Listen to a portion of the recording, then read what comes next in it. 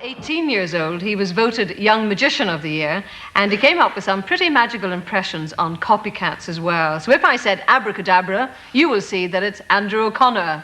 Notice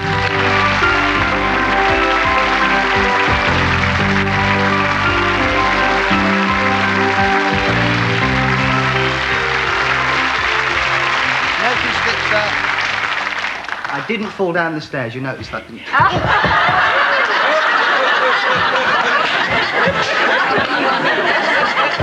It's okay, carry on. Sorry about that. Hello, good evening. Welcome. And here's my new book. This is great. It's going to be this kind of evening, is it? Yes. Terrific. Yes, there's going. I mean, I have to say that Copycats was great. I mean, it worked out very well. But so many of you. I mean, how did you keep pace with everything that was going on? Well, it's during when we actually do it, this show, we're all walking around doing impressions all the time, you know. It gave me nightmares. I actually had this dream one night. It never actually happened, but I had this dream that I'd go out once and do the actions to one impression and the voice to a different impression. I'll show you. It's like the actions to Jimmy Cricket and the voice to Neil Kinnock.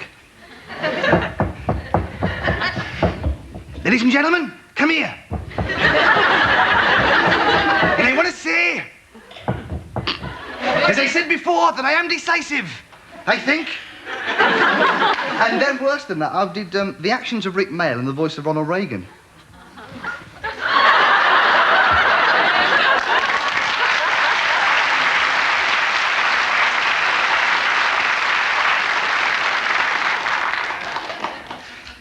My fellow Americans.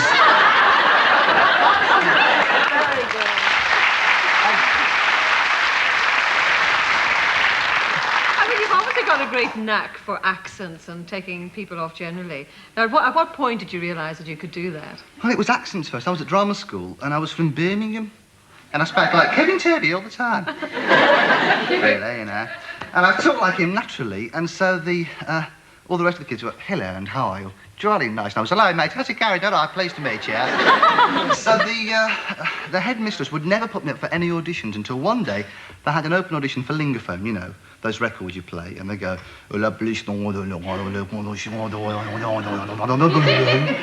then you say, well, they have people in France with English ones.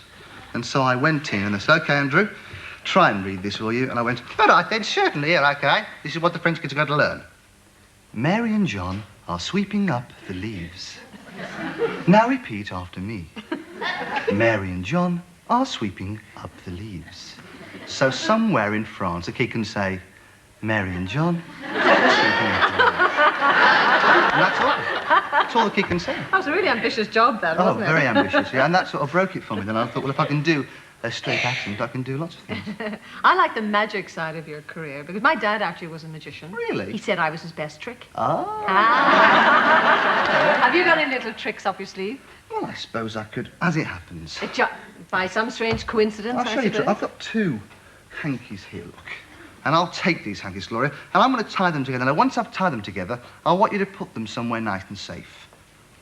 Oh, I'll think of a place. No, I'll tell you the place. I want you to take it and just pop it, put it, place it, park it down the front of your top. Do you mind? Just sort of put it, just sort of take those and just leave them. That's it. He's very ambitious, this fellow, you know. You've just made two handkerchiefs very happy. They could be lost in there for a week. Don't laugh, I don't want them crushed. OK, now what I do for this, I also need this handkerchief. I've got a white one here, you see? And I'm going to take this, I'm going to put it in my pocket. It's going to vanish from my pocket and it'll end up tied between those two hankies. You sure? I'll the count of three. It'll be tied between the two. OK, 1, 2, 3. Take them out. Just the hankies. No, I'll tell you what. Will you hold that one there? Just hold. I don't want to point. That's it. This. That's it. Now the other one. That's it. Grab it nice and tight. That's this it. One. Really tight. As tight as you can. And believe it or not, between the two is the hanky and...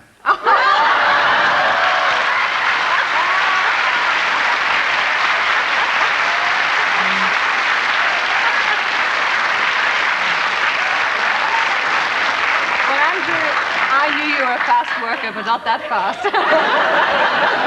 It's not what you said in the papers, is it? Right, anyway, go on. It's OK, sorry. It's going to be a full-time investigation. Another trick? Oh, yes. OK, well, I like these. A red ping-pong ball. I will throw this red ping-pong ball in the air and I will catch it on my nose. Can he do it?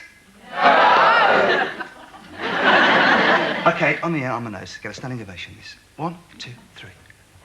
Oh, try.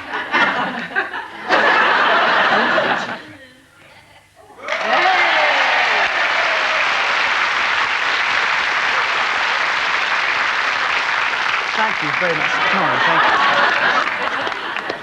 Very kind, thank you. Well, Andrew, That's the unusual. glue. That's unusual. Well, that's terrific. I could keep you going all day here with tricks. Well, I tried to do unusual tricks and unusual impressions, like, who's this? It's Barry Sheen jogging.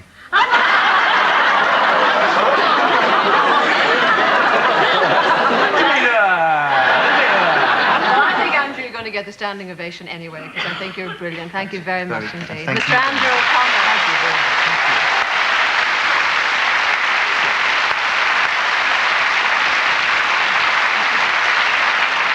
Actually, it looks as if Andrew's about to move into Croydon over the next few weeks permanently, because on Friday he's going to be at the Fairfield Hall, and from the 18th of December he's going to be at the Ashcroft Theatre in Cinderella.